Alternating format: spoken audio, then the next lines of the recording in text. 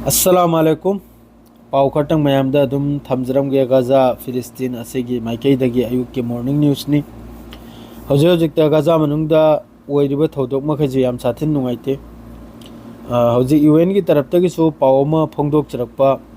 मे महीना की अलोइबिदगी हजु पावदो 1760 फिलिस्तीनी अखोइगी ओनली फॉर मासे अखोइगी एड्स चानिंगाइ लोफमदा सीबा मियोय ngang 1760 से अगस्त योबदा मे महीना की लास्ट की हजिक अगस्त योबदा सिरबा मियोय से गजा मनुंगदा मासी अखोइगी चमना दुम कापना थिनरेगा सिबदु नते मासी अखोइगी चाक ngaibदा सिबदु हाइब तारे माद्रेदी सोमना हमको वेस्ट बैंक दसु ऑक्युपाइड वेस्ट बैंक दसु यामना साउना ग्राउंड ऑपरेशन अवा माद्रेदी बनी माद्रेदी नईम माद्रेदी हिब्रो सिगुम मिंग मयमम से माद्रेदी साउथ कलकिया आद्रेदी रमल्ला असिन चिंगम मफम खुदिंगदा इजराइल की तरफ तगी काप थिलबा अमसुंग फादन पुबा कफरदान जेनिन असि मखैसे यामना चाउना इजराइल की तरफ तगी ग्राउंड ऑपरेशन फादन पुबो मियोय मखैसे सि याम कन्ना थबुक सब्जेक्ट चली रिया वेस्ट बैंक दा इजराइल की फोर्स की तरफ तगी हजिकी कनु मनुंग सिदा माद्रे सोमना अमका इजराइल की फाइटर जेट ना अखोगी स्ट्राइक तौबा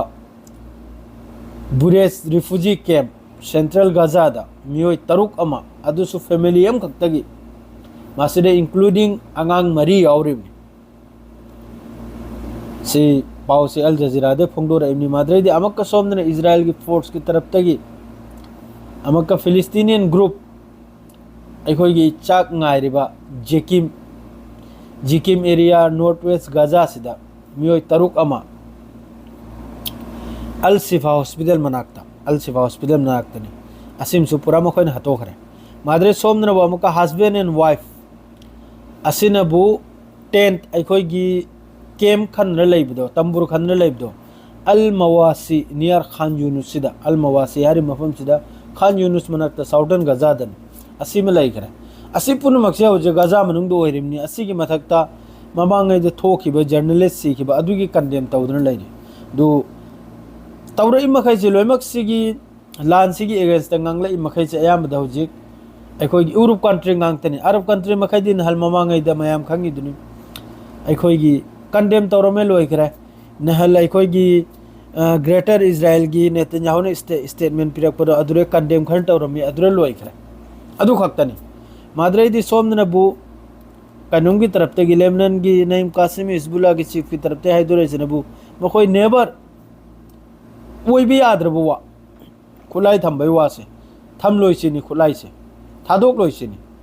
फिलिस्तीन की नमक मोय हमेशा लान तौदने चकनेसिनी यमन दसु सना द यामन चाउन प्रोटेस्ट तौरी हजिकी गजा मनुंग ओइरबा थौदोक मखैसे माद्रे सोमनबु यूक्रेन अमसुंग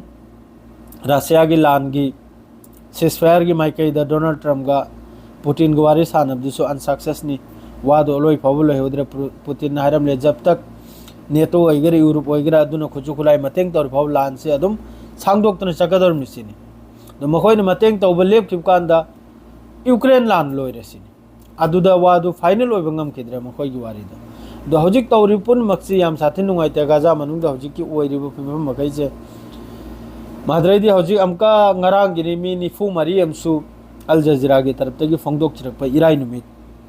इजराइल की हमला दा मी निफु मरी अमसु सिरिमनी माद्रेदी अंगांग अमसु ngarang यावरमी अंगांग सिनबु याखोइगी चाक सरा हेलेगा सिबा हाइबदु तारे हजिक के गजा मनुंग सिदा असुम तौदन नुमित चुप्पा गजा सिरमी साम तरा साम कुल अदु लोइमक से एंगना लेरिमनी अरब कंट्री मखैसे लोइनि एंगना लेरिमनी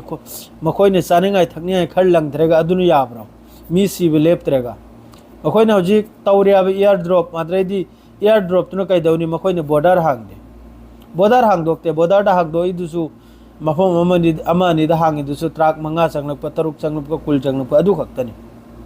दो हजिकी पाउसी खक्तनी गजा की अपडेट मथंगेदा इंडिया की यावना तय अपडेट हमको पीज रखते हजिकी सिदल होइजरे अस्सलाम वालेकुम।